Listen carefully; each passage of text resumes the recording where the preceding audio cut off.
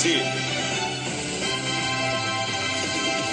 Posso pressentir o perigo e o caos. Bom dia, torcida santista. Mais um jogo decisivo, Santos e Cruzeiro. Santos joga aqui pela permanência na Série A e de novo mais um jogo importante do ano, né? Assim como os outros últimos 10 jogos o Santos encarou assim, esse é mais um deles. Mas, antes de começarmos, peço que se inscreva no canal, dê o like no vídeo, comente. Isso ajuda bastante o canal, principalmente quem está começando. Bom, o retrospecto é preocupante contra o Cruzeiro, jogando em casa. Das últimas 5 partidas, o Santos ganhou apenas uma e foi em 2019. Todas as outras 4 foram derrotas, então não vai ser um jogo fácil. Mas a boa notícia é que o técnico do Cruzeiro, o Léo Jardim, irá poupar aí os principais jogadores, dando espaço para os jogadores que tiveram menos minutos em campos aí nos últimos jogos. A cabeça do Cruzeiro está toda voltada para as semifinais da Copa do Brasil, que joga contra o Corinthians, e o Cruzeiro não briga por mais nada no Campeonato Brasileiro. A boa notícia é que o desempenho do Santos melhorou nas últimas 5 rodadas. Foram 3 vitórias contra o Palmeiras, reserva, né? O Sport e o Juventude, e empates contra o Mirassol e o Internacional. E nenhuma derrota. E tudo que o Santos precisa agora é não ser derrotado. Então, o empate e a vitória já servem para o Santos ficar na Série A. Então, fazendo um resuminho. A derrota colocaria o Santos na briga pelo Z4 de novo, e aí, para escapar, dependeria de resultado das equipes que estão abaixo. O empate mantém o time na Série A, porém, ainda dependeria de outros resultados para ir para a Sul-Americana, e a vitória garante o Santos na Sul-Americana. Então, já estamos numa situação muito melhor do que nos dias atrás, então já dá para dar uma respirada, mas não tem nada ganho ainda. Precisamos somar pontos.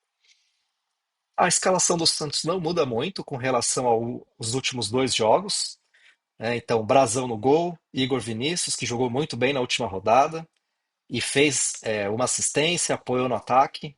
Então, já esse ponto que antes do jogo contra o Juventude eu tinha pontuado dele, conseguiu executar bem aí a função dele no ataque, dando o último passe. Adores Frias, Zé Ivaldo, uma dupla de zaga aí que está se mostrando sólida, não tomou gol aí nas últimas partidas. Zé Ivaldo, que é jogador do Cruzeiro, né? O Santos deveria pagar uma multa para o Zé Ivaldo poder participar do jogo, mas o Cruzeiro acabou liberando porque o Santos vai adquirir o Zé Ivaldo. Souza, que nas últimas partidas caiu de rendimento, mas não tem comprometido. Então, o meio é João Schmidt, Arão, Neymar e Barrial. E no ataque, o Guilherme. O Lautaro Dias não vai jogar, ele é jogador do Cruzeiro, então o Santos teria que pagar um valor aí muito alto para o Lautaro Dias participar. Os mais cotados para entrar no lugar dele é o Tiquinho Soares, o Tassiano, o Tiquinho não poder entrar, ou até o Roleiser.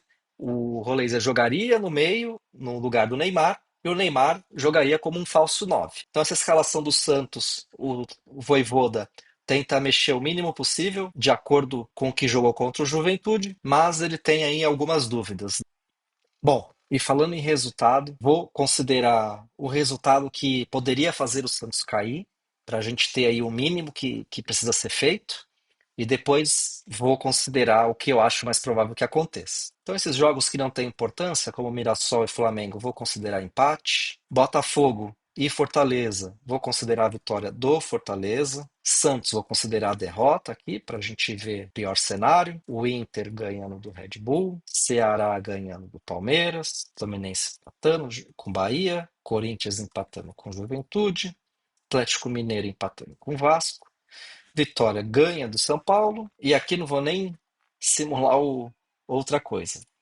Sport perde para o Grêmio. Então, neste cenário de derrota, vitória do Ceará e vitória do Fortaleza, o Santos cai. Então, para o Santos não cair perdendo, ele precisa que ou Fortaleza não ganhe, o Ceará perca ou o Vitória não ganhe. Então precisa de apenas uma combinação desses 3 jogos. Recapitulando, Fortaleza e Vitória não ganham ou o Ceará perca. Então, uma dessas condições já livraria o Santos, independente do que aconteça lá na Vila Belmiro. Com o empate, o Santos não cai de jeito nenhum. Mesmo que o Ceará ganhe, Fortaleza ganhe, Vitória ganhe. Por quê? O Santos ficaria com um saldo de gols com relação ao Vitória, uma diferença de 9 gols. Então o Vitória teria que ganhar do São Paulo de 10-0, nem cabe 10-0 aqui. Então, algo muito improvável que aconteça.